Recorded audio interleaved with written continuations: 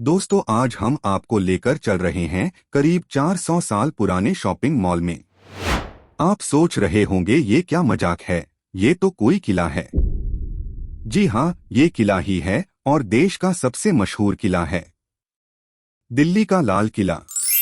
लेकिन हम आपको सिर्फ इसका वो हिस्सा दिखाने ले जा रहे हैं जो एक तरह से इसमें प्रवेश का खास गलियारा है, लेकिन वह एक ऐतिहासिक बाजार भी है जिसे दुनिया मीना बाजार के नाम से भी जानती है। चूंकि यह एक छत के नीचे है, इसलिए इसे छत्ता बाजार, छत्ता चौक और बाजारे मुसक्कफ भी कहा गया। तो दोस्तों, हमने एंट्री कर ली है लाल किले में और जिस रास्ते से हम इसमें दाखिल हो रहे हैं उसका नाम लाहौरी गेट है। ये वो लॉन है जहां से प्रधानमंत्री हर साल झंडा फहराने के लिए लाल किले की प्राचीर पर चढ़ते हैं, और इस तरफ है भीतरी प्रवेश द्वार या कह लीजिए कि असली लाहौरी दरवाजा। यहां से शुरू होता है मीना बाजार यानी छत्ता बाजार। असल में यह बाजार बनवाया गया था शाही परिवार और हरम की महिलाओं के लिए, जिनकी तादाद सैकड़ों में थी, और उस समय महिलाओं का किले से बाहर खरीदारी के लिए जाना मुनासिब नहीं समझा जाता था और यह शाही शानो शौकत के खिलाफ भी था।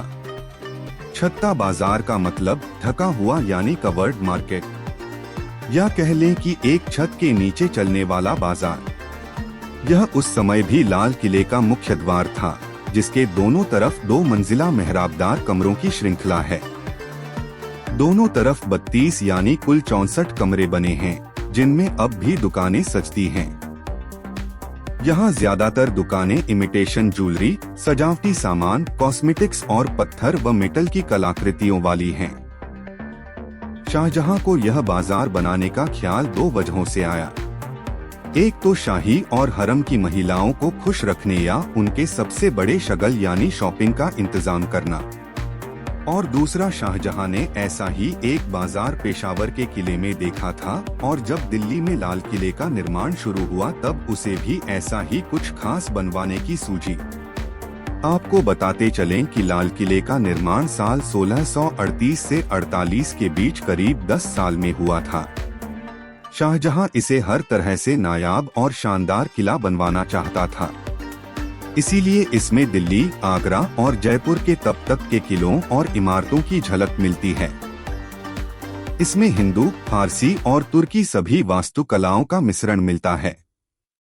किताबों और दस्तावेजों में इस बात का जिक्र मिलता है कि शाहजहां ने किले के निर्माण की अगुवाई कर रहे मकरामात खान को पत्र लिखकर पेशावर के छत्ता बाजार का जिक्र करते हुए इसका डिजाइन भेजा और कहा कि लाल किले में भी ऐसा ही एक बाजार होना चाहिए, और तब इस बाजार को उसी कलात्मकता और उम्दा तरीके से बनाया गया। यह बाजार उस समय भी एलीट शॉपिंग का अड्डा था, जिसमें खास और विलासितापूर्ण चीजें ही बिकती थीं। शाही इस्तेमाल और जरूरत में आने वाली सामान्य वस्तुएं भी थीं, लेकिन उनकी क्वालिटी बेहतरीन और कीमत ज्यादा होती थी। इस बात के प्रमाण हैं कि तब इस बाजार में विदेशी और उम्दा डिजाइन के आभूषण, रेशमी कपड़े, कीमती पत्थर, सोने और चांदी के बर्तन, हाथी दांत और महंगी लकड़ी पर नक्काशी वाली चीजें, उन्नत हथियार और अन्य राजसी चीजें बिकती थीं। देश और विदेश से लाए गए शहतूश और पाशमीना शॉलें और रंगीन मखमली पर्दे भी यहाँ बिकते थे। उस दौर की किताबों में इस बाजार को शाही और हरम की महिलाओं, बेगमों, शहजादियों के मनोरंजन और मन बहलाव का सबसे बड़ा जरिया बताया गया है। वे यहाँ बेरोक-टोक खुलकर खरीदारी कर सकती थीं। इसके पहले महिलाएं बाहरी बाजारों तक तो नहीं जाती थीं, बल्कि व्यापारी ही किले और महलों में आकर सामान दिखाते और मुंहमांगी कीमत ले जाते थे।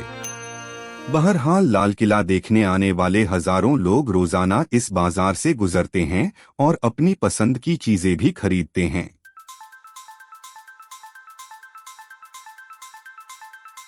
वैसे मीना बाजार की परंपरा मुगल काल में और पहले से रही है, और अकबर के जमाने में भी आगरा किले के बाहर एक बाजार लगता था, जो दूसरी वजहों से इतिहास में विवादास्पद भी रहा है।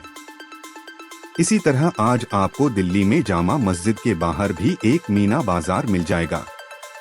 शाहजहां के जमाने में ही लाल किले के बाहर भी एक बाजार बसाया गया। जिसे दुनिया आज चांदनी चौक के नाम से जानती है, और अब यह देश ही नहीं दुनिया में थोक व्यापार के सबसे बड़े केंद्रों में से एक है।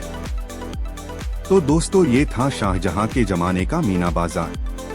ऐसी ही रोचक और एक्साइटिंग ब्लॉग्स के लिए यह चैनल सब्सक्राइब कर लें और वीडियो लाइक शेयर भी करते चलें।